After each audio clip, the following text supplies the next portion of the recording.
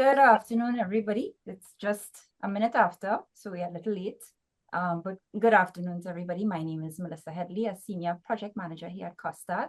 And today I have the absolute pleasure of welcoming you all to COSTAATT's Innovation Café series. Innovation Café started back in September 2024, and it is a space that the college has created to explore ideas and issues that affect us nationally, to foster dialogue around policy, to raise public awareness, and of course, to discuss how we as a tertiary education provider can strengthen capacity in the various industries. You can find us here every last Wednesday of the month, where we dedicate just about 1 hour to a moderated panel discussion with industry experts, much like the ones you will meet shortly. So today, we will discuss the two most overworked vowels in the alphabet, AI. I worked very hard on that joke, so I hope you all laughed. On our panel today, we have Dr. Vivian Alexander, Dr. Nadine Sangster, and of course, Mr. Cam Hauser, who will discuss the topic, Artificial Intelligence in Education. The conversation today will be moderated by Mr. Sanjeev Ramcharan, Senior Lecturer here at COSTAATT, currently pursuing his PhD in Education in the area of integrating AI in the higher education curriculum. As I give way to Sanjeev, just a bit of housekeeping. We do kindly ask that participants keep your mics muted during the session. There will be audience engagement at the tail end of the session, and so we will invite you to put any comments or questions you may have for panelists in the chat, and we'll take it from there. So Sanjeev, over to you. Thank you very much, Melissa.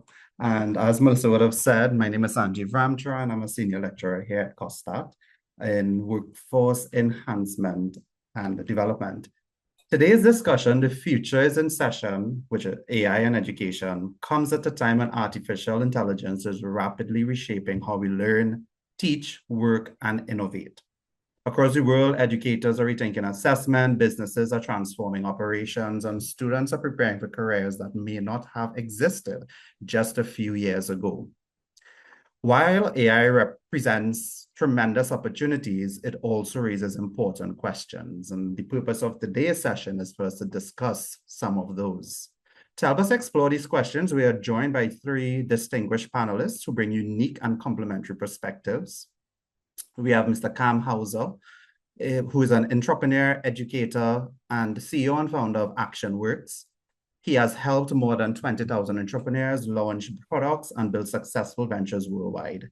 His work in AI and entrepreneurship predates the emergence of ChatGPT, and he continues to help organizations and governments build innovation ecosystems globally. Dr. Vivian Alexander is a lecturer in statistics and education psychology at the University of the West Indies and a coordinator of the Research Evaluation and Outreach Unit within the School of Education at UE. His expertise expands educational measurement, research methods, and the study of AI in education, where he supervises postgraduate research, one of which is myself, examining AI's impact across educational contexts. Dr. Nadine Sangster is an associate professor of mechanical engineering, manufacturing, and entrepreneurship at the University of Trinidad and Tobago. She has led AI-focused teaching, research, and innovation initiatives and continues to champion the practical adoption of AI within the industry as well as in higher education. So we have a nice cross-section of panelists here today to carry out our discussion. Today's discussion promises to be enriching one, as we have international, regional, and local players, not only in education, but also in preparing the workforce to be future ready. Before we go into the actual discussion, Melissa would share for you in the chat more information on each of our panelists. You could read up a little bit more on them if you so desire. And at this point in time, I'd like to get us started. So I want to pose this question to all of our panelists, and I'll probably ask in order for you all to answer. And this is a general, let's get our little warming up session. When you think about the relationship between AI and education over the next 5 years, what excites you most or what concerns you most? It could be either or. So, hi. Yeah. Dr. Alexander, you want to start? So I'll repeat. When you think about the relationship between AI and education over the next 5 years, what either excites you the most or concerns you the most or both? All right. Thank you very much for having me here with this distinguished group.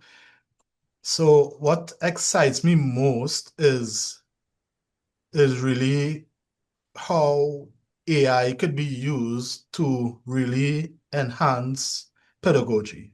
So what AI allows us to do is to take fairly complex concepts and generate them in a way that we could help our students better understand complex concepts. Right? So for example, I teach statistics and I use AI to generate like things like if we are talking about statistical distributions and to create interactive Excel files where students could better engage with the data and really grasp really technical statistical concepts. AI has been a wonderful tool for that, right? So what it does, it opens avenue for enhancing pedagogy. What scares me the most about AI is that in and of itself that excites me, that it could at a point it could actually, there's no I'm seeing a big problem in that there is a somewhat of a blurring of the boundaries between AI and this human beings, right?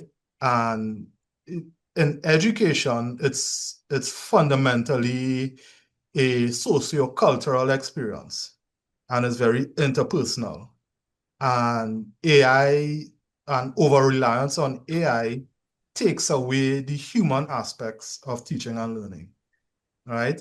And the idea of moving away from that kind of traditional teaching to AI classrooms, I think that is a bad path. And I don't want us to go down that road as a nation because it's taken away the human aspect of learning, and that is something that AI can never replicate. And that's one of the greatest fears I have about the use of AI in education. Dr. Alexander, now at this point I will jump across to Nadine. Do you have similar experiences at the UTT or something that is different from that? Okay, good afternoon, everyone. Firstly, I just want to thank COSTAATT for having me here, and thank you, Sanjeev. And so I reflect on what Vivian said, and it's similar, but my perspective is slightly different. I'm in engineering, so I'm an engineering educator. And what excites me, I think, is the ability, if we use AI to assist learning, and responsibly so, that we can actually get our students to getting to the solution quicker. In engineering, for example, you have a lot of mechanical grinding, right? You're working through calculations to get to the solution. But now with AI, we can sort of compress some of that, and they can actually start addressing the interesting questions before them, things about ideas and design and judgment. And of course, what concerns me is really the other side of that same coin, similarly to what Dr. Alexander is saying. Because before you actually get to having that judgment to evaluate the solutions that the AI are allowing you to get to, you have the formative years where you have to develop the same. So our students have to be able to detect whether what the AI has helped them come up with is actually right, or, whether some of it is wrong.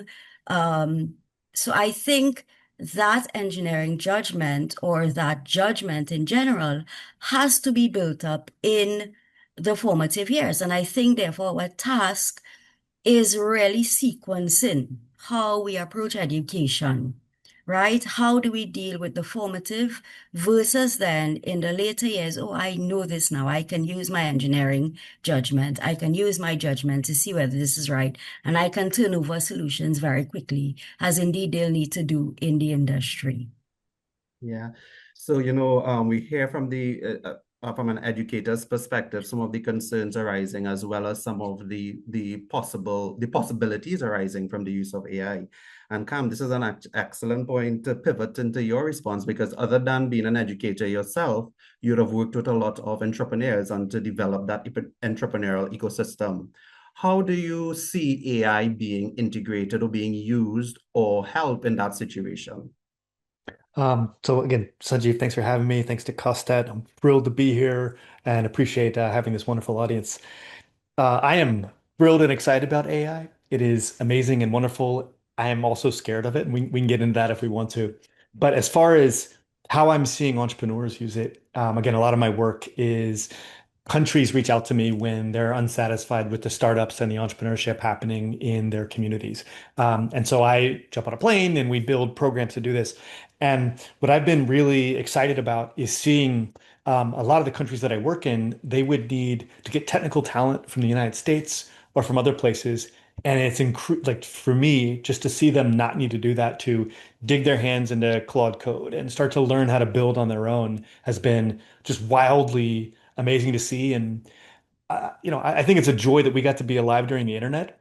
I love the internet. I think it's amazing. I thought the internet was going to be a very equalizing tool and give a lot of underdog nations a chance to, and that didn't, in my opinion, that didn't happen. It seems like a lot of the cities that are at the centerpiece of a lot of innovation and a lot of startups, a lot of those cities, like the ones that were ahead, stayed ahead. And so I'm actually really excited about what AI, the implications of, again, as an equalizing force, as a way to give other communities other avenues.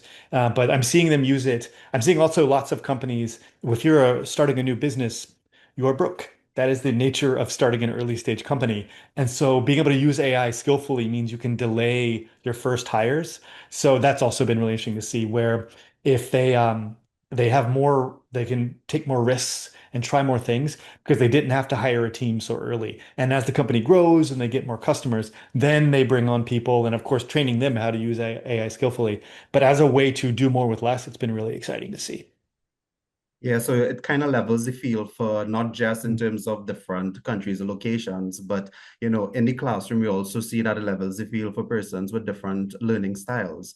So you Mhm. find that it's giving an opportunity for students who may struggle in one area to be a little more confident by using AI to assist. But Cam, since I have you on the ground right now, I have a follow-up question to that, right? So if you Mm. were advising a government or let's say a university, since we speak about education today, Sure. what would be the first thing you would want advise them in changing or implementing as we go there? Okay. So that's a lot of my work actually is helping, the Ministry of Innovation of Portugal figure out how do we want to embed AI into what we do, supporting entrepreneurs. I'm a professor at the University of Texas on the side. I do that largely because I love teaching and it makes other countries take me seriously if I'm a professor at a school, even though I'm really not a very high status professor, unlike the esteemed panel here. Um, but in this particular work, the biggest mistakes that these organizations, communities, institutions make is if they talk about it forever and never start doing. So, again, a lot of folks in academia are incredibly smart, which means they can make brilliant plans. And I think that's actually a negative. I think like a lot of the programs that I stand up, if a country has no priorities, they don't know what they're doing, or a region hasn't figured it out, just standing up very shapeless, very formless fellowship programs that might not be more sophisticated than, hey guys, we've got 6 weeks, go build as much as you can, and in 6 weeks, we'll look and see what you built. Things like that have been delivering much better outcomes than super deep strategic plans, than getting committees of 20 people to opine and share their knowledge. And again, frankly, a lot of the innovation comes from the young, curious people. COVID was quite a wake-up call for me, and so many of my fellow professors they always hated Zoom. They didn't do one breakout room during the entire pandemic. And Zoom was not a particularly complex technology. AI is powerful and great. So I more say just get started, build the plane as you're flying it. You will try things that do not work, and that's part of the game anytime you're doing, wildly innovative stuff. But back to the opportunities here. I think universities, institutions, governments that take risks now have the opportunity to get ahead while everyone else is still playing catch up, which is again why I think this is, as a technology, very exciting and empowering from an economic standpoint and an innovation standpoint. Yeah, so sometimes you do have to take that, as we say, a leap of faith and actually start working with the technology or working with the tools at hand and build as you go along. And it tends to be like that with emerging technologies as well. You have to you have to find the sweet spot between actually understanding and actually using, and this actually pivots well into Dr. Alexander, the question I would like to ask you. So from an educational perspective, well, first thing, two things. One, what is AI literacy? If you could give us a brief overview of what that is, and how should we be measuring whether students are truly prepared for an AI-enabled future? You're muted, sir. Okay, so the question about AI literacy is really a difficult one to answer, right? And well, when we come to this idea of looking at these concepts, this is something I always engage my graduate students with in terms of understanding their terms, where these terms come from and what they mean, right? And that is critical to really understanding what they mean.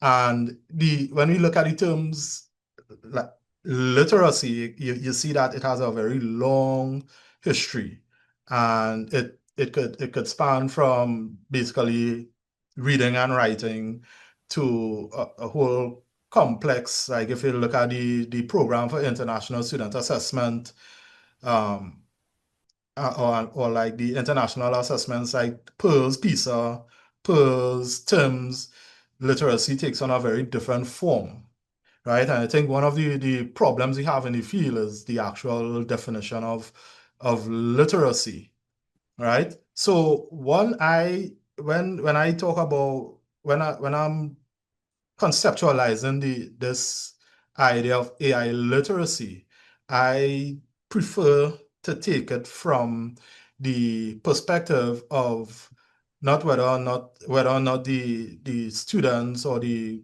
nation is literate, but rather whether they have the capacity to use, engage with ethically, right?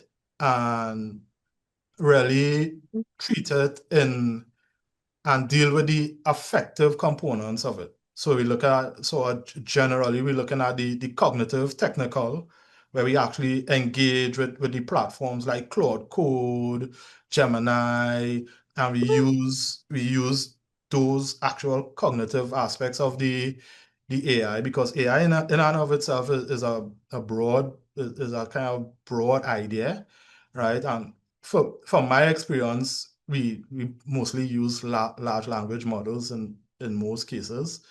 And so we have that cognitive technical aspect to it. Then we have the affective aspect of it, which is turning out to be something that is very important, where people get attached to the AI and they are forming this form of like parasocial relationship, where people talking about this, having conversations with AI, things like that.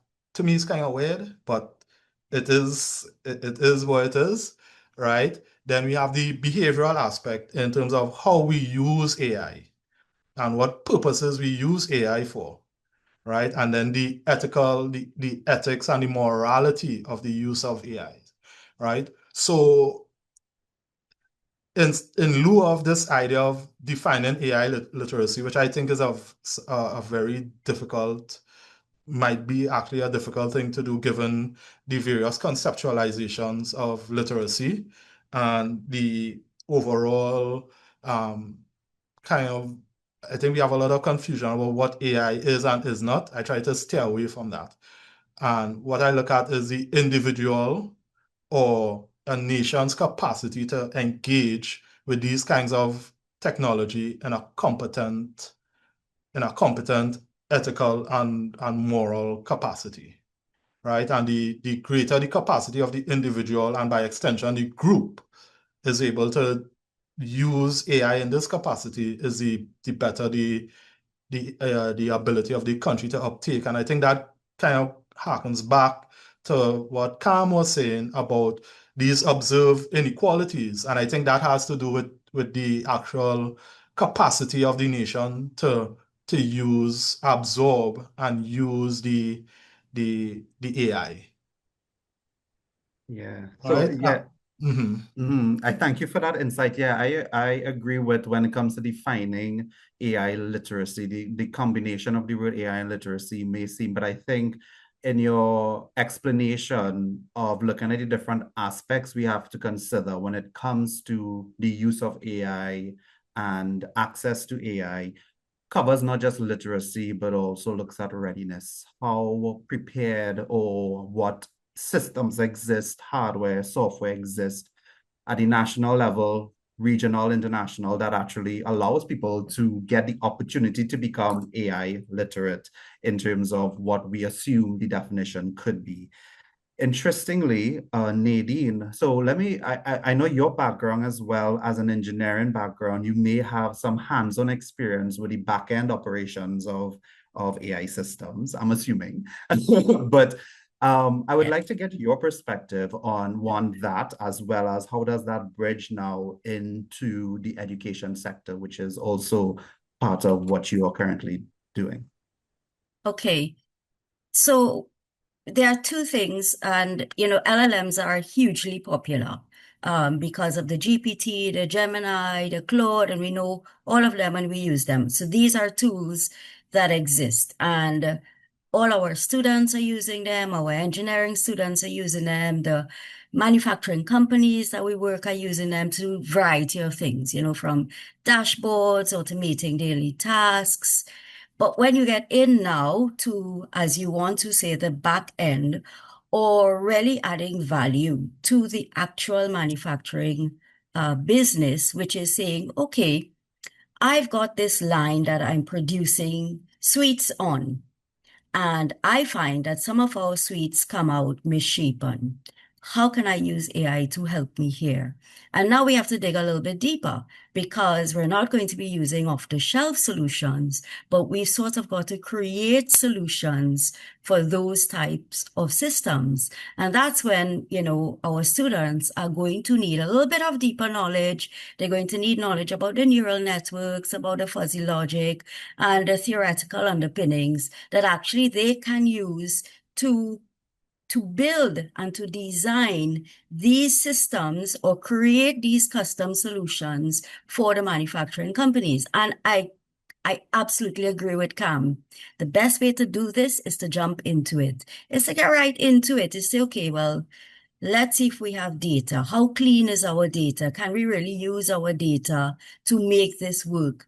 And so I think, in the world of engineering, and even with the education, what we are doing now, we're marrying, the live problems so that students get the experience of solving these real problems, leveraging the use of AI. And I think that's really what's going to propel us. And the more we try, and we might, come out with some duds, but that's normal as well.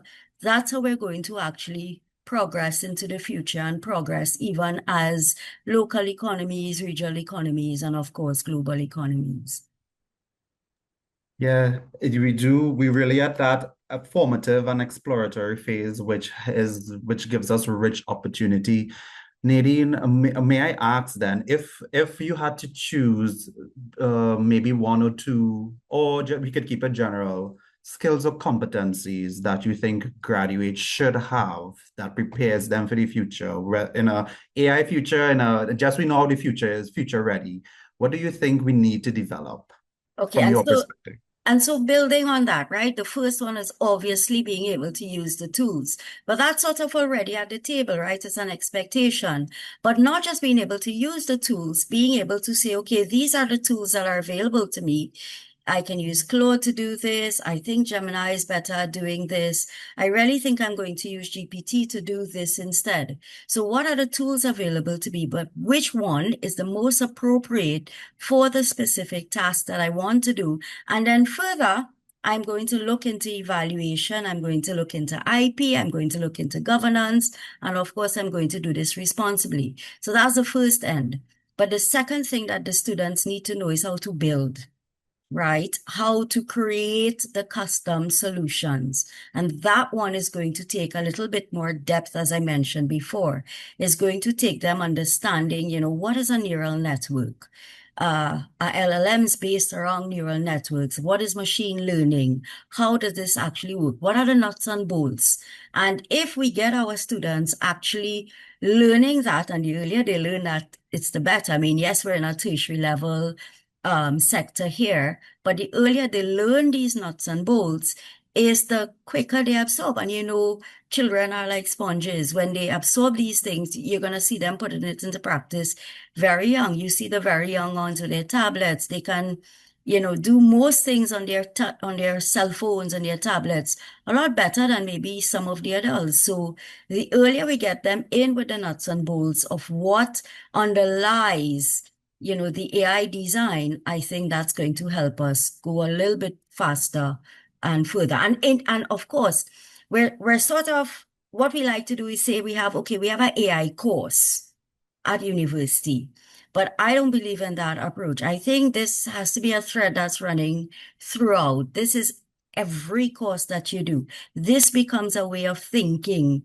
This becomes, I am doing this, I am using this. This is a tool I'm using all the time. How am I leveraging its use very, very well, given the task that I have to do at hand. So not just one or two courses we introduce, and as Cam say, we planning for those courses. Are we going to get those courses approved? But we're actually going to be doing it all the time in all the things, in all the courses that we're doing, in all the decisions that we're making, in our domestic situations. It's just a mindset that we're trying to imbibe in our students. Yeah, as you were speaking, I was thinking about this way that curriculum designers design curriculum, in that they integrate a particular concept. So I remember about 10 years ago was integrating and infusing entrepreneurship throughout the curriculum, not just a standalone course. Yes. And it was regardless of area of study, whether it's STEM, humanities, whatever it may be, it was integrated throughout. And actually, Dr. Alexander could tell you that's something that we are currently looking at too, in terms of integrating throughout the curriculum as compared. But of course, the data is going to show us how to move forward with that. Dr. Alexander, is there a particular competency that you see, or is it that you are aligned along the same thinking so far as the conversation has gone? So in my view, the use of AI, we can't get away from it. We won't get away from it. And I think it is, if it isn't, it will be the fourth literacy. Just as how we have the 3 R's: reading, writing, arithmetic, then the use of AI will be the fourth basic literacy, right? So it will be over time, just something, just as how, well, giving away my age, but you grow up at the cusp of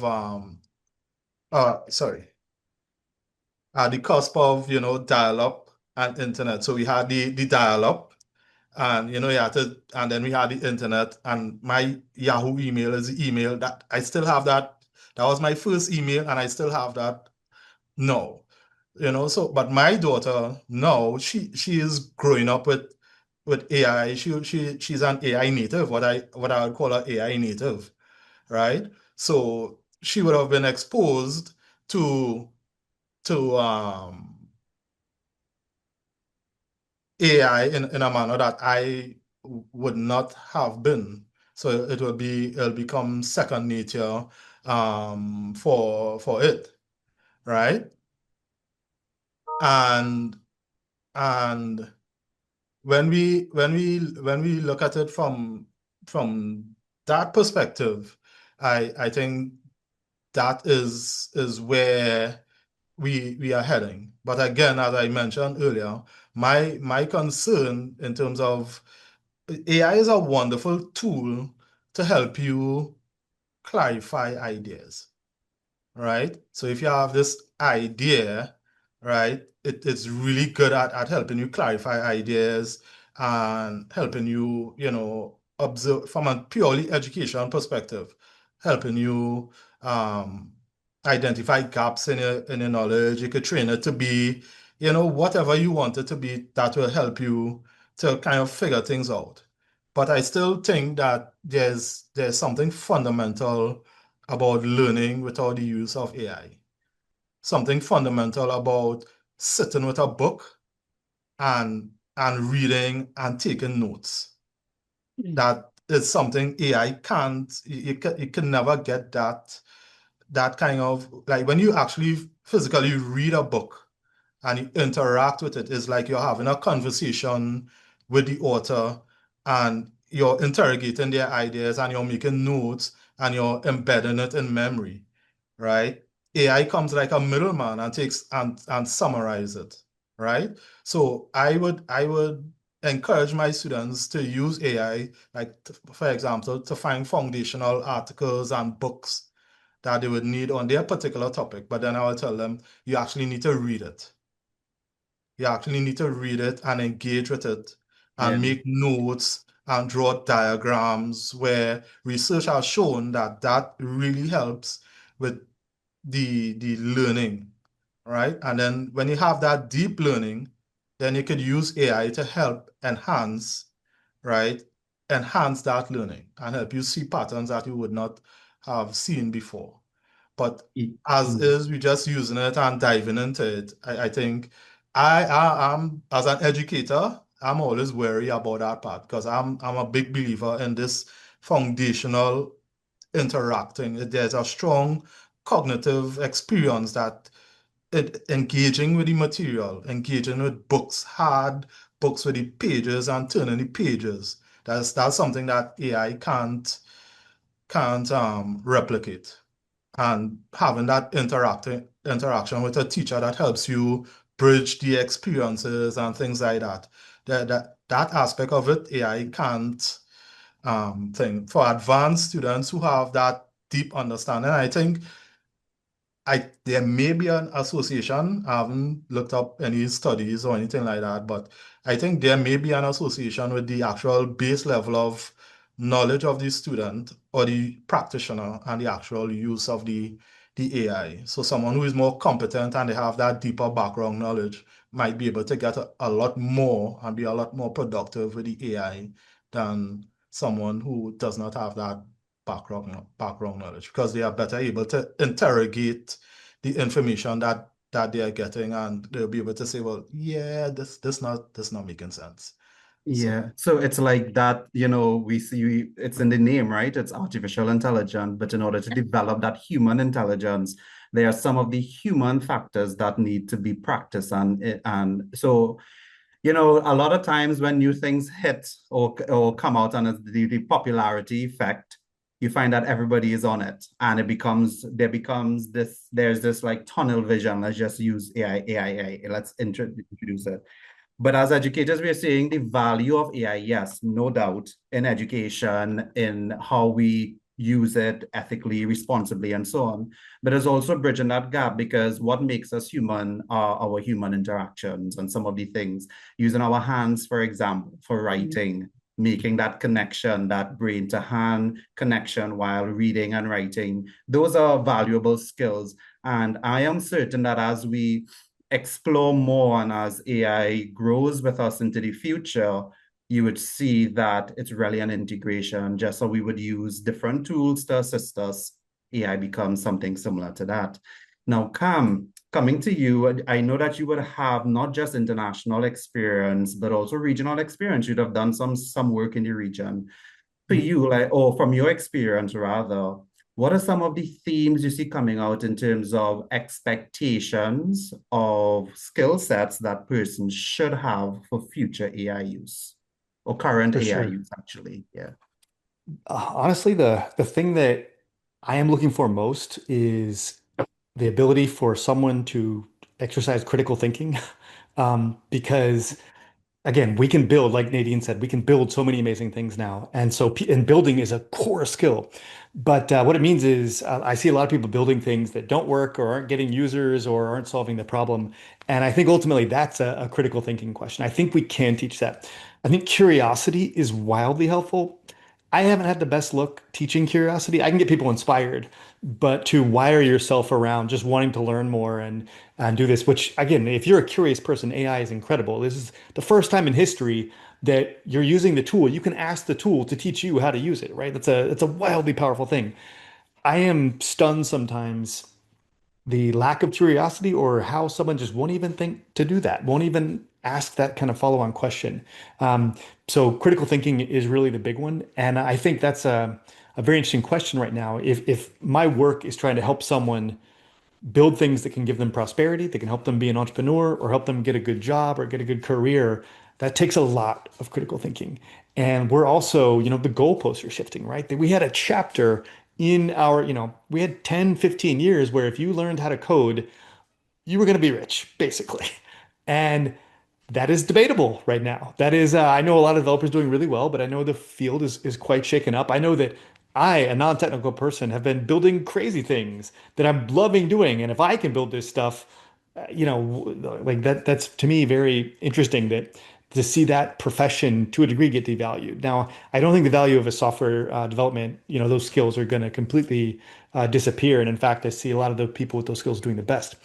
But I do find it interesting that being able to think critically, being able to have some curiosity, being able to have persistence and keep trying if it's not working, which those skills have nothing to do on the fence, like on the surface with AI.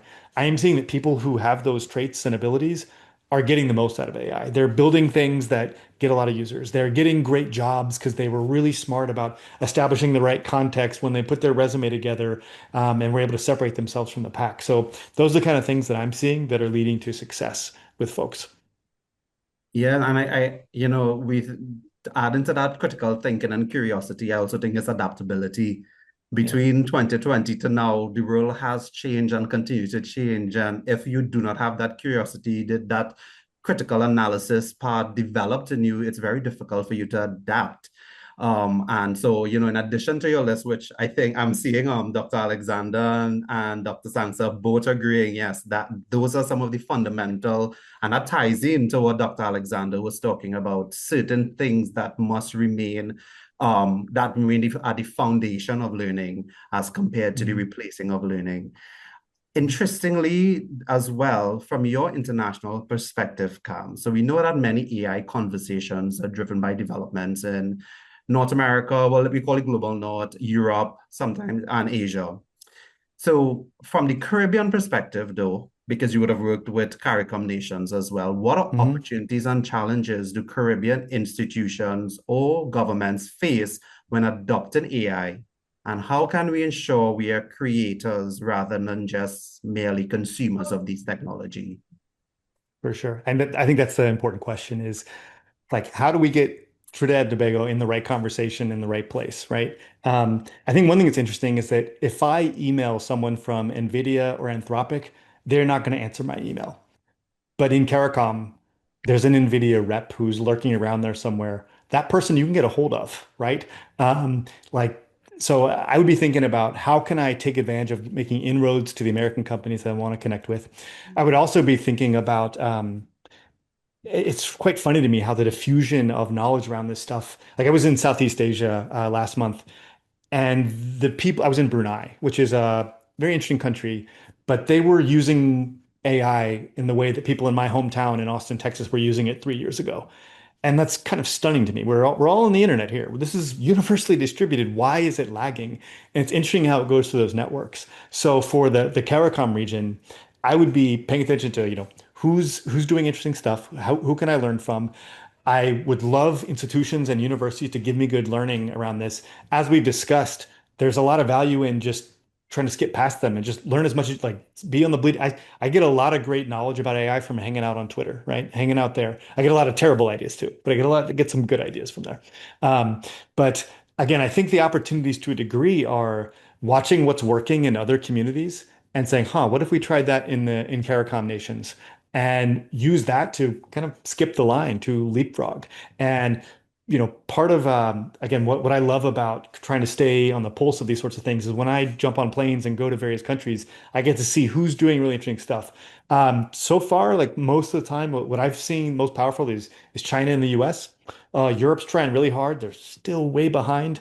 Europe also, like, they're going to work like 30 hours a week, and I don't know how far that's going to get you. So, um, but I'm seeing actually a ton in LATAM and CARICOM, and I think that again, because we built this big state of AI CARICOM report where we interviewed a bunch of people and we surveyed a bunch of people, and what I saw there like was thrilling to me. I was like, okay, CARICOM's doing it. Like, there are people here who care about this stuff and are building and see the opportunity.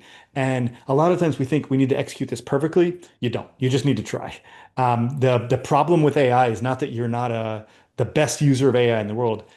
It's just that you just play with it a little bit. And I'm also surprised about how many people I think are amazing, and then I meet them and I realize I'm using AI better than they are. That's a lot of people, because of course we all want to talk about how great we are on the internet.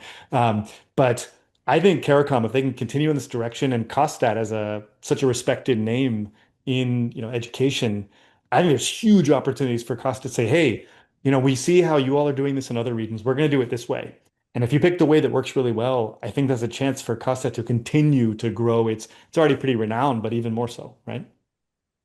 Yeah, I think it all comes back to that foundation thinking of, yes, we are seeing what's being done, but how can we make it contextual to our context, to our region? Dr. Alexander, you had a comment on that?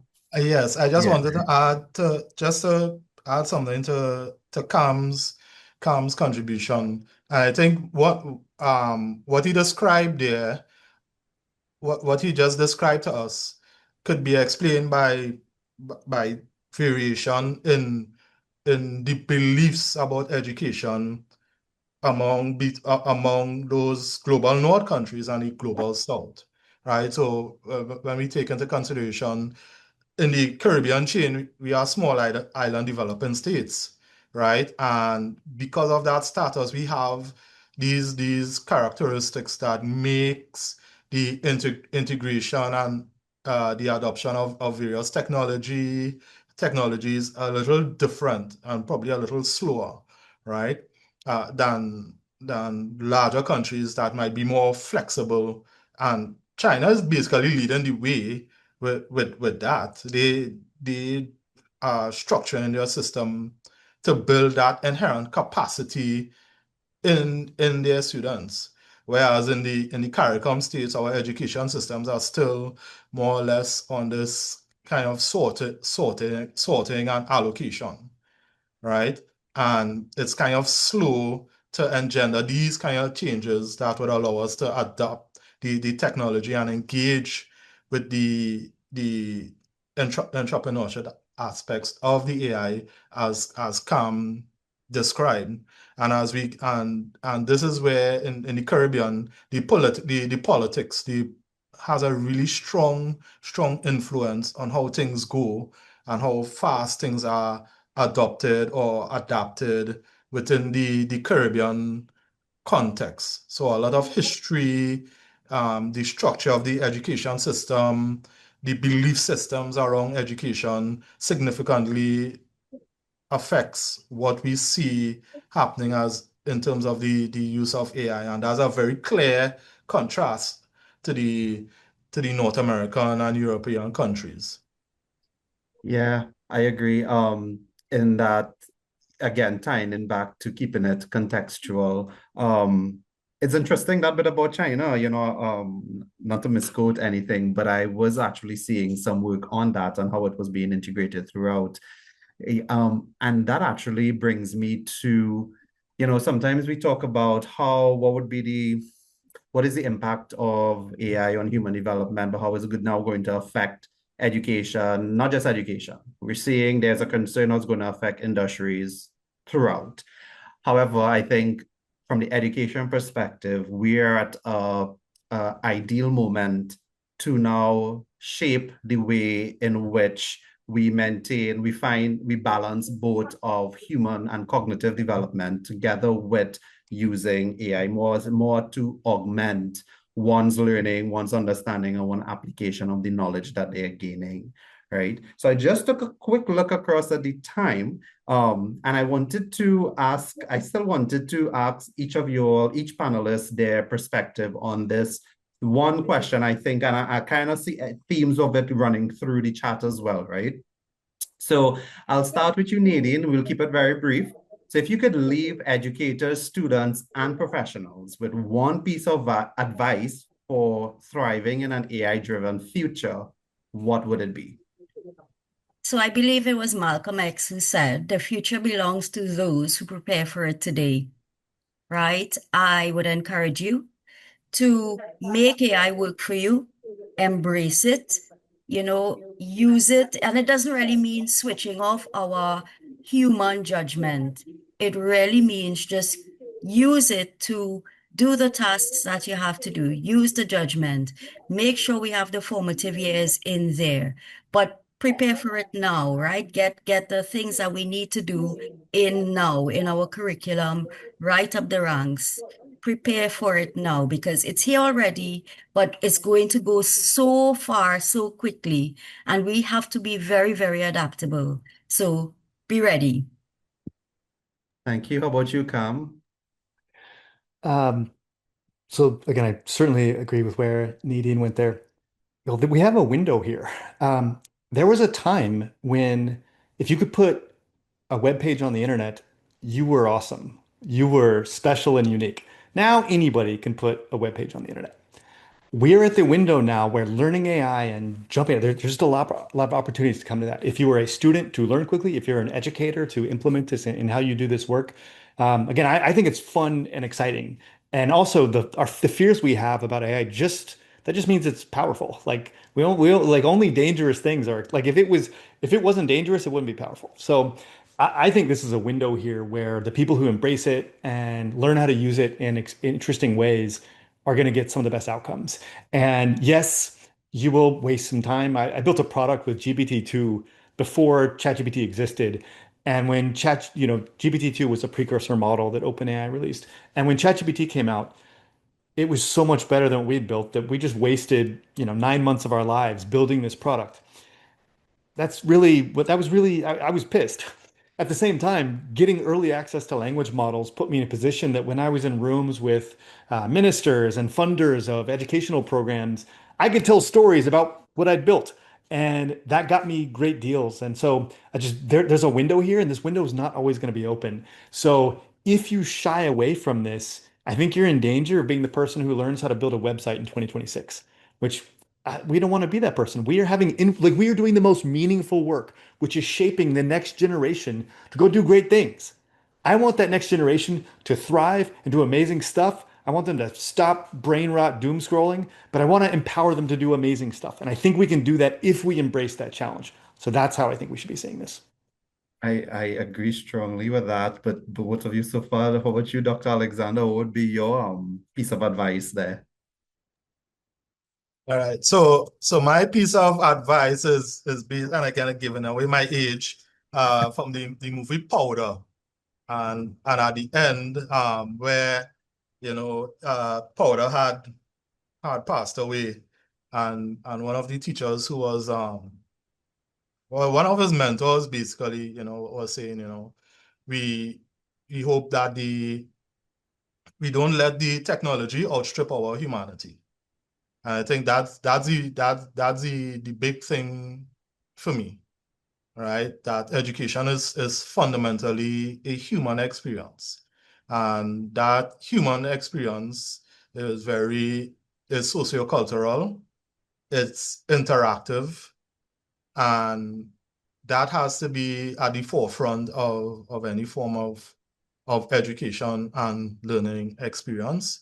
And that our technology should assist us with that and not replace that.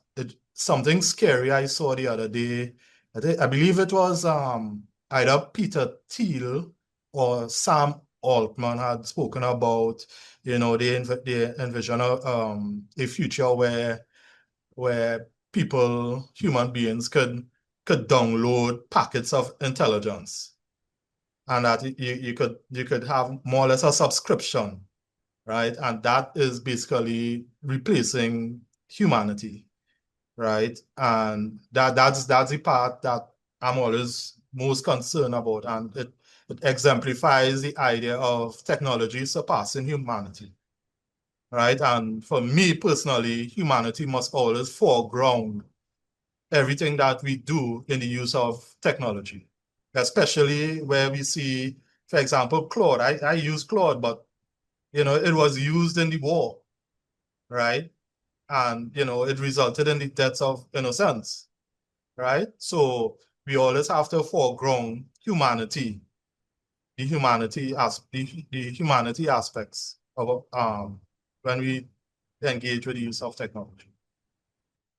Yeah, that humanity aspect of things as ideal should remain at the forefront when it comes to how we use technology, not just how we use it, but also maintaining that equal access. Because as Cam was saying, you would see the use of technology, we have access to the internet, but you see a division or you see different levels of use and engagement across the globe. And it's not that the information doesn't exist. It is, do we have the framework? Do we have the resources to get access to that information? And now if we tie that into replacing the humanitarian way of things, or the humanitarian way of thinking, that then, leaves us to a future, even though the future is unknown, it could lead to many concerning questions.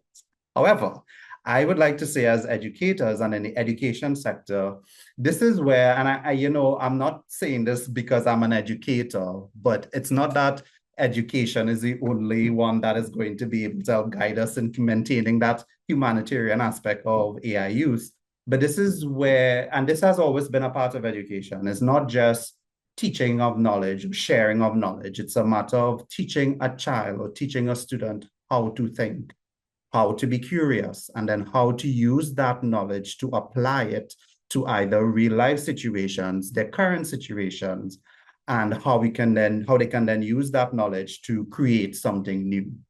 And if we maintain those foundations or pillars of education, and we maintain that in the back of our thinking as we design the use of AI in education and skills development and training, I think we would be in control of we will control that narrative or the direction or pathway that we take.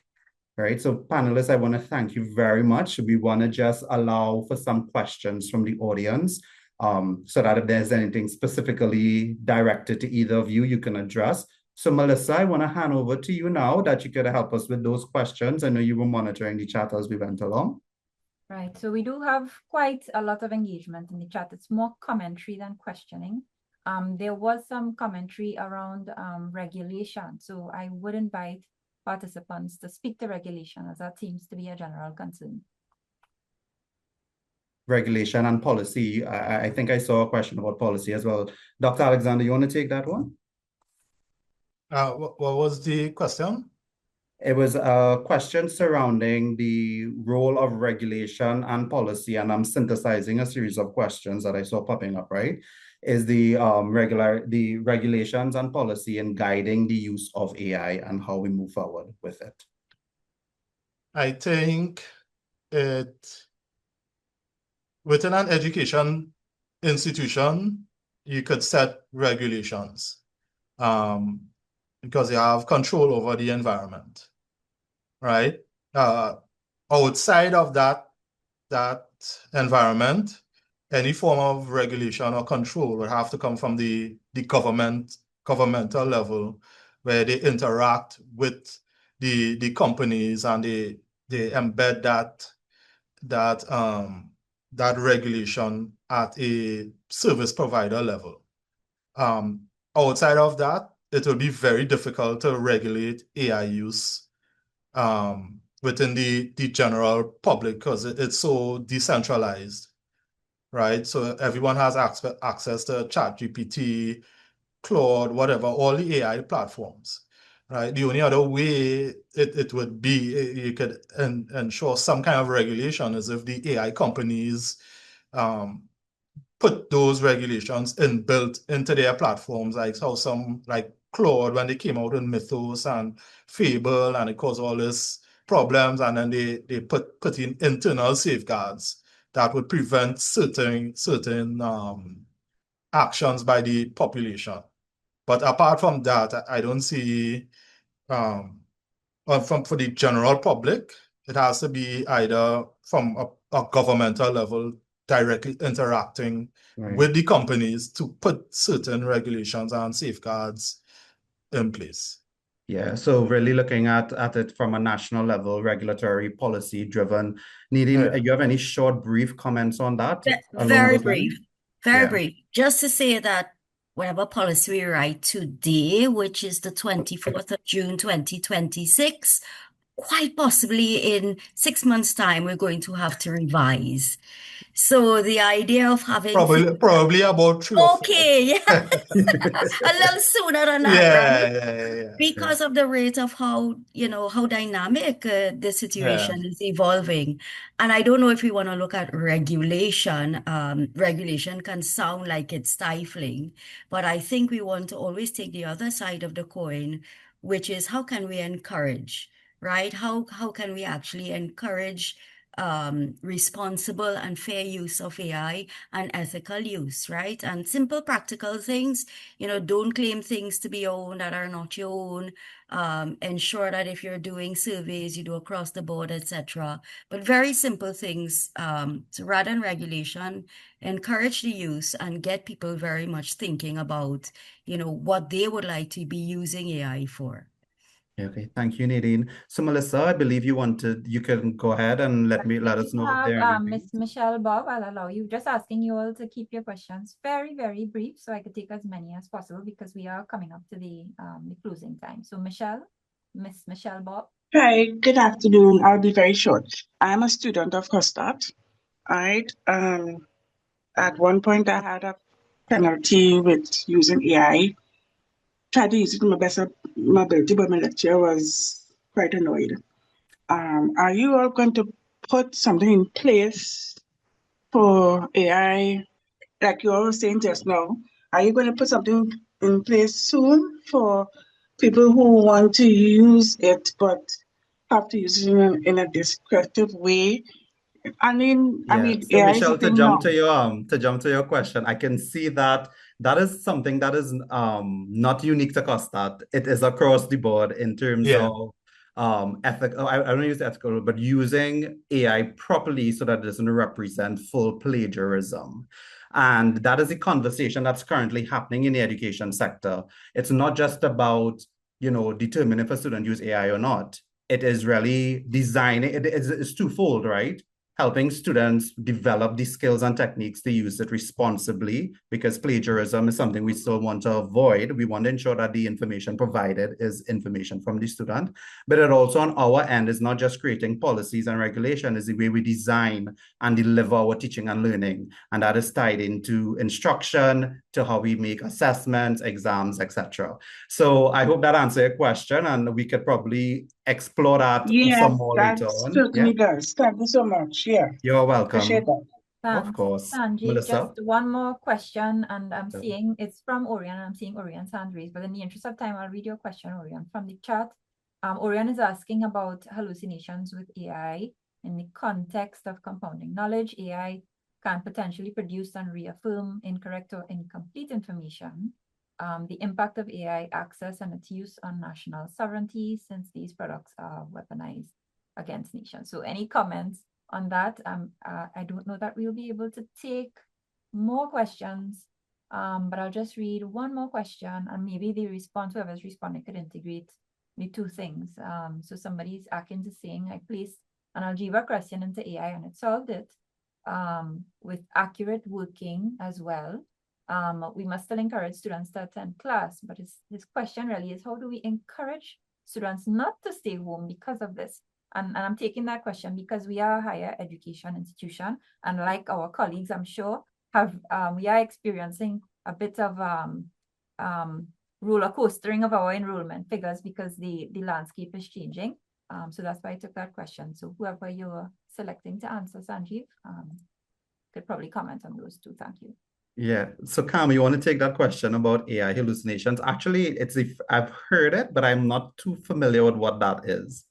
Sure. So hallucinating is when AI says like AI is not actually intelligent, right? This is pattern matching, this is token prediction, this is words after another. And my belief is that we're never going to solve this, but it kind of doesn't matter. From one of the kind of concepts I teach with like my employees, but also as a professor, is this thing called the signature layer, which is anything you give me. I don't care if you used AI or not, but if it's terrible, you're getting the blame. You cannot blame the AI. So your Right. signature is on whatever you give me. And if AI hallucinates, like I'm not going to mad at that. I'm not going to get mad at the television show because there's stupid shows on there. I should just not watch TV, right? So I want my people like using AI well, whether it's again my employees or my students, and they know that whatever they give me, they're responsible for. And if it is obvious, like lazy AI drives me crazy, and I'm really loving but Yeah. harsh on my students that are lazy about it. When like that is an unforgivable offense in my opinion. I want them using AI, but they need to be smart about it, which goes to the critical thinking comment. But I don't think hallucinations are ever going to get solved. And honestly, like the idea, like humanity was an oral culture. Like we didn't have writing for a long time. So all words were just things set out into the air that who knows if they were real or not. We might be entering another phase like that. I mean, I don't know if we're going to trust videos and photos in 5 years, if we even trust them now, right? So who knows if everything is hallucination. Thank you very much, Cam. And I also would like to take this opportunity as well to thank all of our panelists, Cam Hauser, Dr. Vivian Alexander, Dr. Nadine Sangster. It really was an enriching conversation. I think an hour is not enough. I think we need to now start a podcast, the four of us, and include Mel in that. And let's talk about this some more on a weekly basis. But I love that term, Cam, lazy AI. I think that is the right way to use that term. So thank you again, panelists. Thank you to those who join and the questions that are in the chat. This is being recorded. It will be placed onto our YouTube channel. You can place comments and questions there as well, and we would love to address them if needed. COSTAATT students, don't worry, you'll have a system in which you could come to your advisors, your lecturers, everybody, and we'd love to accommodate. At this point, thank you again, and I'd like to hand over to Melissa for our final remarks. Thank you. Just allow me to put myself on here. Okay. So thank you very much, Sanjeev. Thank you to our esteemed panelists. So we heard solving real problems, infrastructure readiness that precedes literacy, and that we should start building the plane while it is flying. I don't know about that one. And from Dr. Alexander, pick up a physical book ever so often and actually read it. Don't just use it on your laptop to make it higher. So many salient points and ideas for further exploration. Thank you all very much for making time to be here with us today. If you've enjoyed today's session of Innovation Café, guess what? We're doing it again next month. Follow us on social media, including LinkedIn, to get updates on the next session. All previous sessions have been recorded and can be found on our website. If you'd like to have a look, one of our last sessions was on neurodivergency. It's quite good. So for the last 25 years, COSTAATT has graduated over 20,000 students in various fields, including information technology, nursing, and environmental science. We are currently accepting applications for our September start of classes, sales pitch. So do have a look at our website, send it to your family, your friends, and so on. On the website, you will find the extensive list of certificates, associate and bachelor degree programs that we have on offer for September. So ladies and gentlemen, we've come to the end. Thank you for spending your lunch break with us, and we do wish you well.